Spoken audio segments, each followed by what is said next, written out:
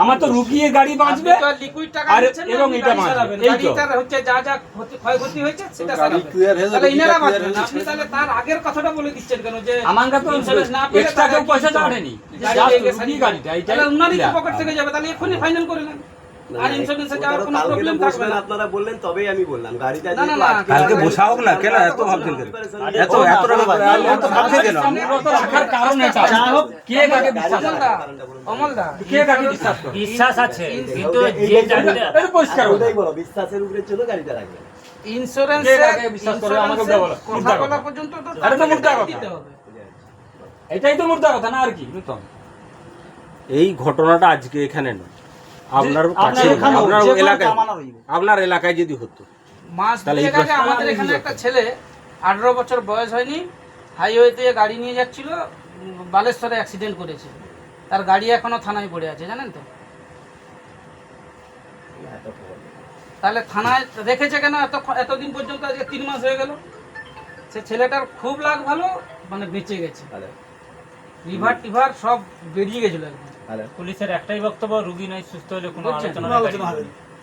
একটাই বক্তব্য। রোগী আগে সুস্থ হোক। আমার প্রসঙ্গ তো আমি আনিই নি এখন। না, না, না, বলছি। থানা যাওয়া মানে লেবড়া। থানা আনতে গেলে থানা লেবড়া যাওয়া হবে। মানে ভূতে থানা পয়সা হচ্ছে খাবে। দু ফুল খাবে। হ্যাঁ, সে থানা মানে জিনিস। ছুটে ছুটে হায়রান হয়ে যাবেন, সে বহু রকম অনেক সময় কি হয়, আমি বাঁচার জন্য আমার দেখা গেল আমি সেফটি পাবো, আমি বাঁচার জন্য আমাকে থানায় যেতে হয়। হ্যাঁ। আমি এত পয়সা সেটা দিতে স্পট পারে। মারার হলে এটা তো ছুটতে যেতে হবে। সেটা আলাদা কথা। তখন থানা পুলিশ যে হুক করতে পারে। না, থানা মানে সব একুলে নেবো ওকুলে উঠবে, এই একটা জিনিস। তাহলে এটা সুস্থভাবে এমনি মীমাংসা, এটা সবচেয়ে বেটার। কে বলুন তো? কেস কুচা না যাওয়ার। মানে সিভিক মানা। আর যাই কখন আমার যাবে 40,000 টাকা, তা যে 2 দিন জেলে খেতে যাবো না। অনেকে আছে, হ্যাঁ। কথা বুঝেছেন তো? কেন 40,000 টাকা 2 দিন জেলে খেতে?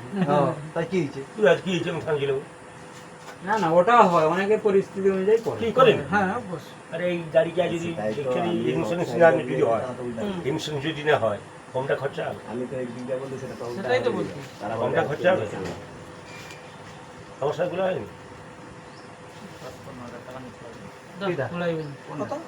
Approx 50,000 টাকা, 50,000 টাকা। কোনটা গাড়ি পিছন কি? চ্যাসিস সামনে মারা যাচ্ছে। Chassis band. তারপরে তুমি এই যে শোরুম আছে যে প্লাস্টিক খোলাগা, ও খোলাগার দাম 1800-1900-2200 টাকা করে। আমি কেন বলছি? আমার যদি টাকা দিতে যদি হয়, আমি চ্যাসিস কাউকে ব্যান্ড হচ্ছে আলাদা টাকার কথা। বিষয়টা আমরা তখন করেনি, আমি আগেকার জিনিস কথা বলছি। টাকার বিষয়টা তখন আর কেউ বলেনি যে কালকে পুরো পুলিশ স্টেশনে পাবে না। বিশ্বাসের উপরে সব depend করে। কি করবো বলো, এই তো পরিস্থিতি কি করবো? বিশ্বাস এখন কেউ কাউ কোনোদিন কেউ কাউ করতে পারেনি বাবু। সেটা বুঝে গেল। আমরাও শুদ্ধা ধরে নিই। ওরা গাড়ি ছাড়বে তাদের না। যেটা কথা। আমি কি কালকে বলছি? ইন্স্যুরেন্স তোমরা বুঝো, সর্বোপরি তারাও না বুঝবে। আমি আমার যদি কালকে গাড়ি সে করতে কাম আমরা শুরু যদি করে, হতাম, আপনি তার কি গাড়িটা বলতেন? বসে তাহলে আছে, তারা যা বলবে, হয় লেনে সেটা পয়েন্টে হবে। কোথাও গাড়ি রেখে দাও। এটাই ও কাল বিষয়। সন্ধ্যা পর্যন্ত একটু ধৈর্য ধরুন। সঙ্গে আমি আমি কি এক জায়গায় বলবো?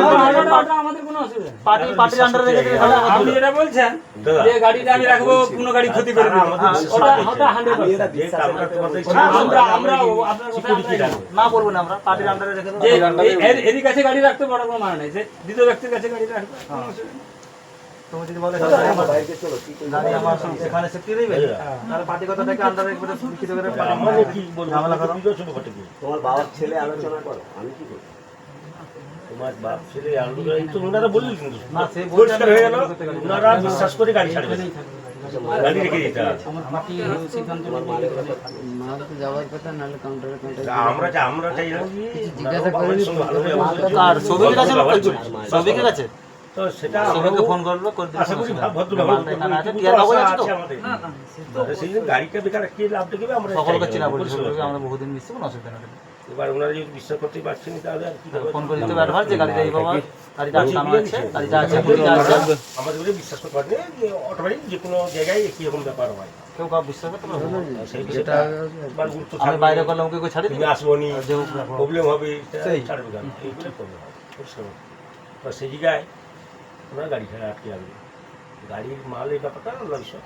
না না মাল তো আবার মাল আছে যে ঝামেলা করে গাড়ি এমার্জেন্সি থাকে, আনলোড করে এত সব আনলোড করে নিয়ে চলে যাবে। যাবে। ও সব চোখ কার যাবে না। মাল আছে, মাল ঘুরে চলে যাবে, যখন গাড়ি যাবে তখন কাজ করে।